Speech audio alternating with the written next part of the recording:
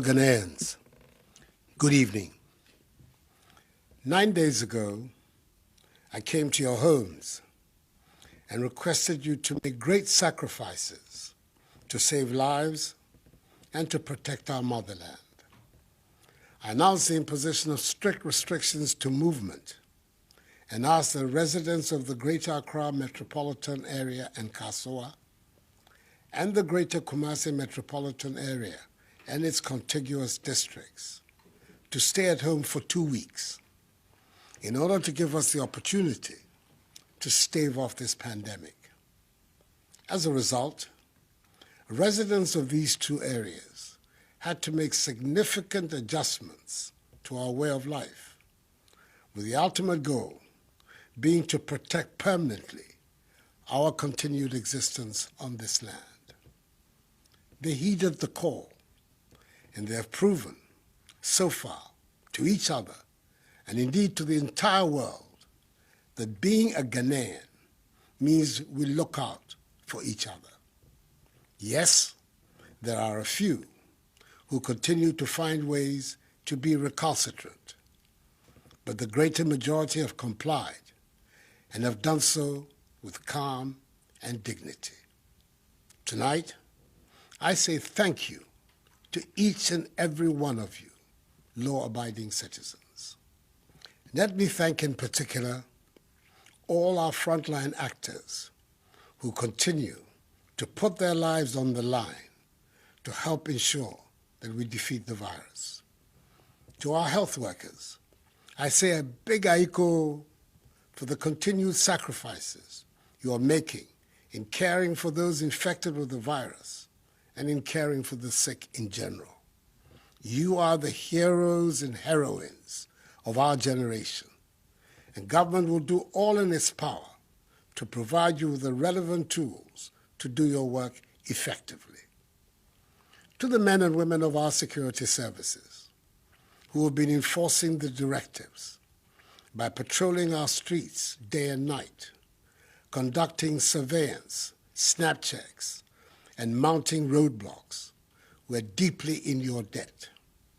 It is these security measures that have created the basic framework within which our medical personnel are able to pursue contact tracing, testing, and treatment of persons with the virus, whose implementation offers us the most secure means to defeat the virus. Reports I've received so far indicate that the police, military, and other members of our security services have discharged their mandate with considerable professionalism. Furthermore, working with the Ministry of Local Government and Rural Development, we see personnel of the Ghana Armed Forces involved in the cleanup of our drainage systems and of our markets. In the very few instances where members of our security agencies have employed the use of excessive force against the citizenry in enforcing the restrictions on movement, the Inspector General of Police and the Chief of Defense Staff of the Armed Forces have taken steps to investigate such incidents, and they have given me the assurance that those found culpable will be duly sanctioned. Thus far, the alleged wrongdoers have been withdrawn from the ongoing exercise. To enhance command and control, more senior officers have been deployed at the operational level, and each member of our security services participating in the exercise has been handed an aid memoir highlighting essentially the guidelines for the operation. However, I'm extremely perturbed by the actions of a few unpatriotic persons who are deliberately passing off and circulating old videos of alleged brutality by members of the security agencies, largely of foreign origin, and presenting them as though there were new incidents by Ghanaian security personnel which have occurred during the course of this past week. It is sad, it is unfortunate, and it must end. We should all be in this fight together, and there's nothing to be gained with widespread fabrication and distribution of such videos, whose sole aim is to create discontent and undermine the trust of the population in the men and women of our security services. Who gains from such conduct? Nobody in their right senses. The law enforcement agencies are determined to locate the originators of these antisocial acts. Fellow Ghanaians, as I've said before, all that government is doing is intended to achieve 5 key objectives: limit and stop the importation of the virus, contain its spread, provide adequate care for the sick, limit the impact of the virus on social and economic life, and inspire the expansion of our domestic capability and deepen our self-reliance. As of today, Sunday, 5th April, our current situation is such that we have recorded a total of 214 cases. The Greater Accra region has 189 cases, followed by the Ashanti region with 12, Northern region 10, Upper West region 1, Eastern region 1, and Upper East region 1. The 10 from the Northern region are the West African nationals who entered our country illegally after the closure of the borders. In total, 3 persons have fully recovered from the disease, 49 persons have been discharged from treatment facilities and are being managed from home, and the remaining 155 are responding to treatment. 2 persons are moderately ill, and 5 persons, as I said before, have lost their lives. Of the 1,030 travelers who were mandatorily quarantined and tested on their arrival in Ghana on the 21st and 22nd of March, 79 were initially found to be positive, and appropriate arrangements were made for their isolation and treatment.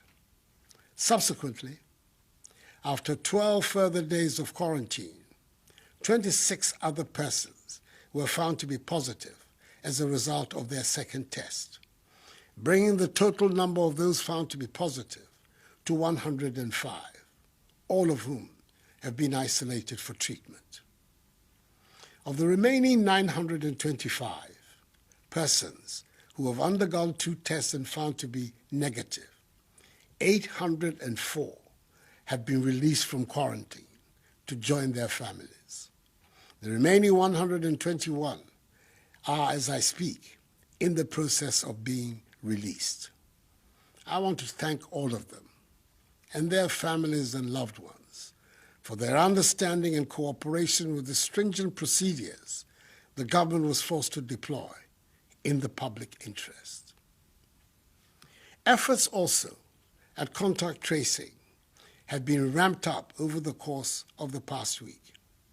Indeed, for every confirmed case of COVID-19, all the contacts have been listed, monitored, and tracked. Additionally, in the home or place of work of a confirmed case, all persons, be they at home or at work, have been tested, whether they had symptoms or not.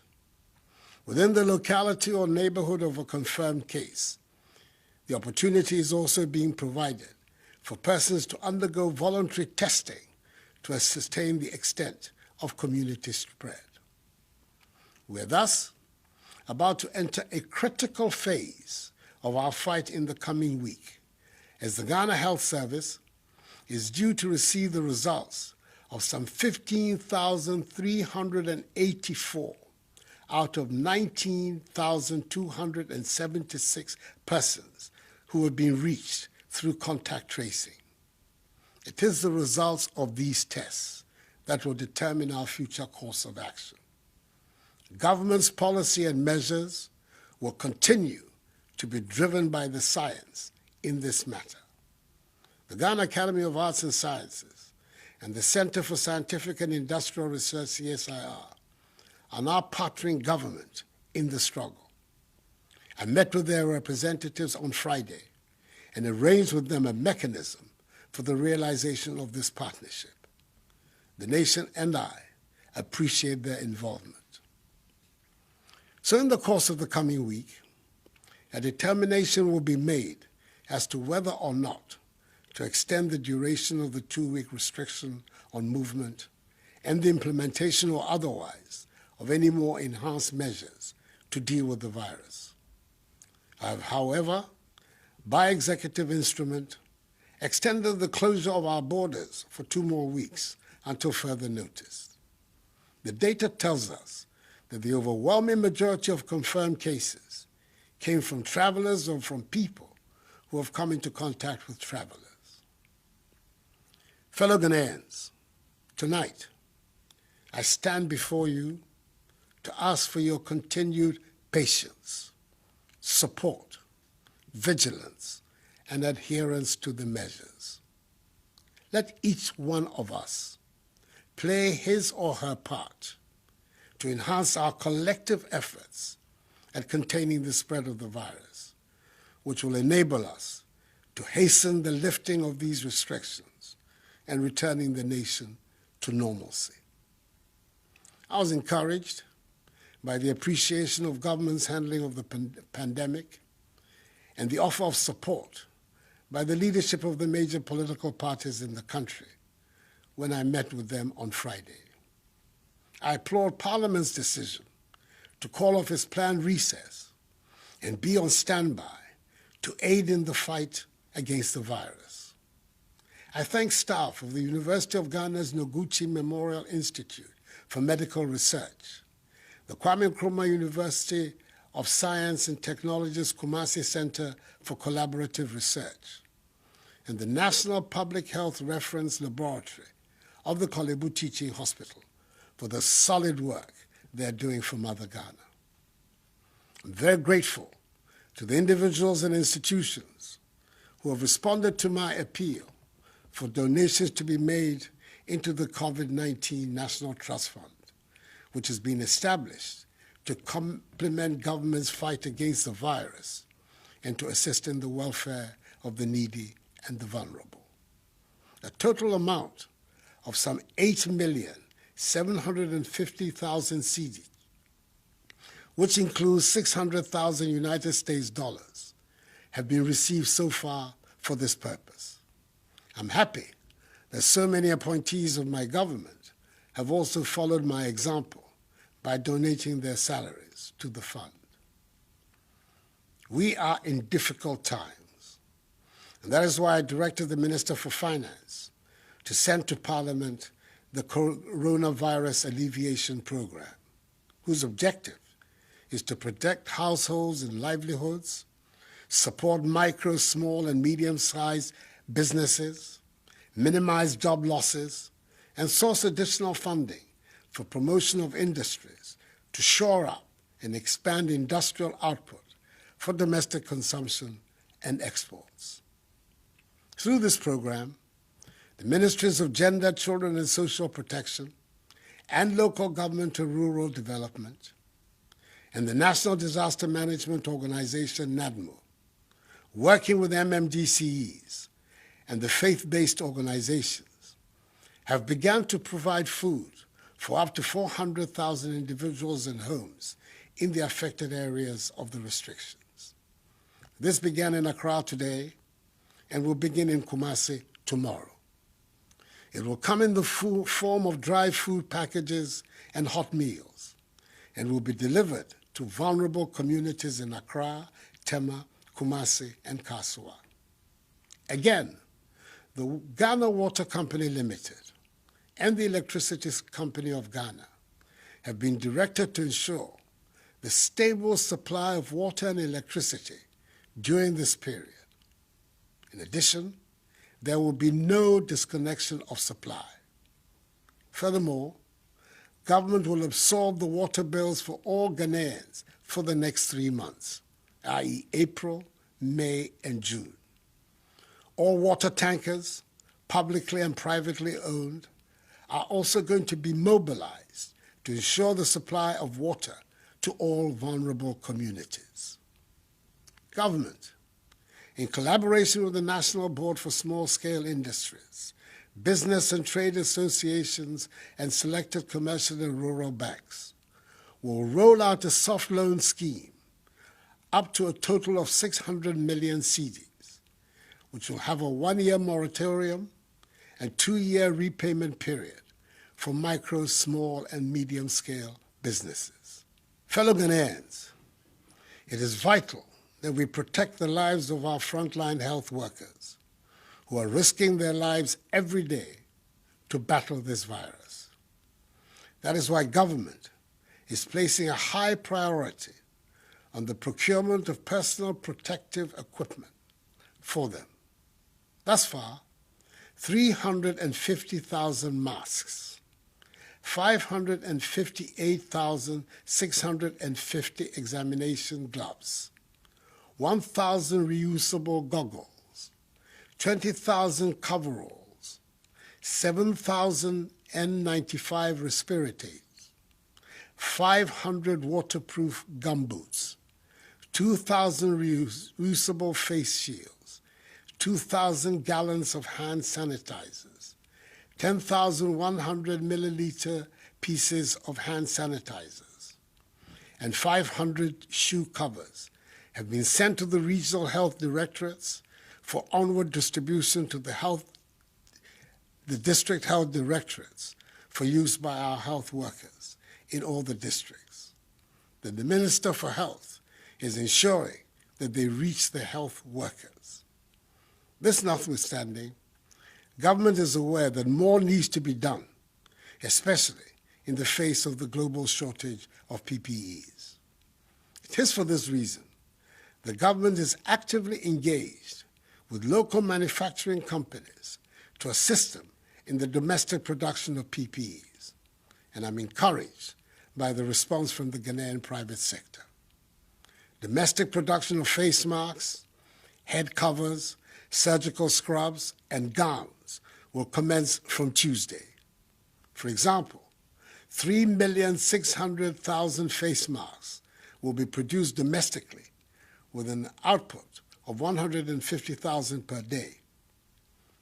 I'm equally impressed with the invention of a solar-powered hand-washing sink by Judosai from Kumasi, and the COVID-19 prevention electronic bucket made by Kelvin Owusu Dapa and Richard Boateng, both students of Obuasi Senior High and Technical School.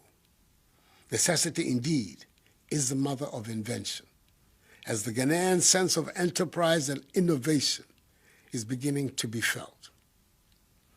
An insurance package with an insurance sum of 350,000 cedis for each health personnel and allied professional at the forefront of the fight has been put in place, with a daily allowance of 150 cedis being paid to contact tracers. Government has also decided that all health workers will not pay taxes on their emoluments for the next 3 months, i.e. April, May, and June. Furthermore, all frontline health workers will receive an additional allowance of 50% of their basic salary per month, i.e. for March, April, May, and June. The March allowance will be paid alongside that of April.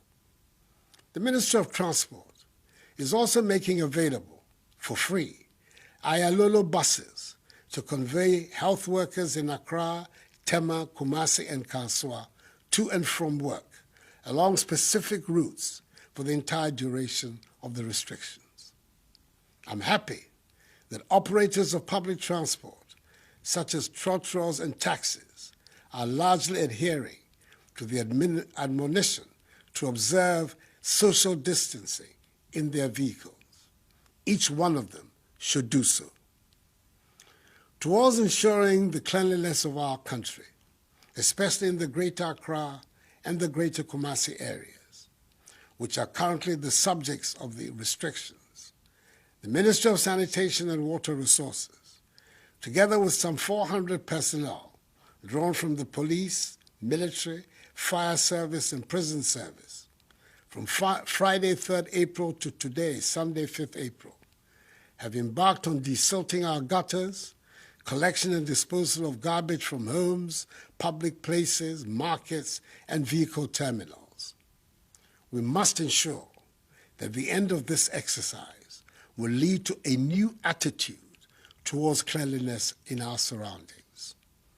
That would be a positive legacy from this crisis.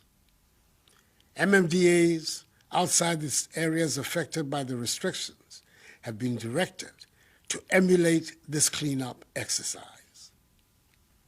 As of Saturday, 4th April 2020, markets and lorry terminals in 13 regions have been cleaned and sprayed, with the 3 other regions set to follow in the coming few days.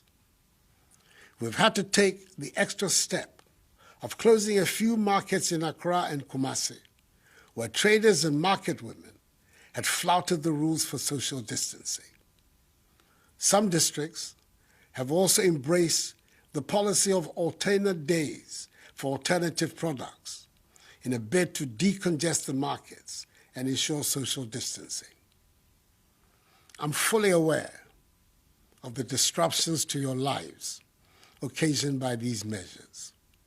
Your personal movements, way of life, the education of your children, your livelihoods have all been disturbed by this virus. But believe me, the measures are necessary if we are to free ourselves permanently of this pestilence.